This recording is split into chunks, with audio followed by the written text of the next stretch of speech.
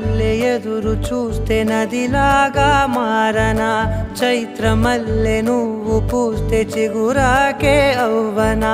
నన్నే వరించే యువరాజును అంట నీ యువరా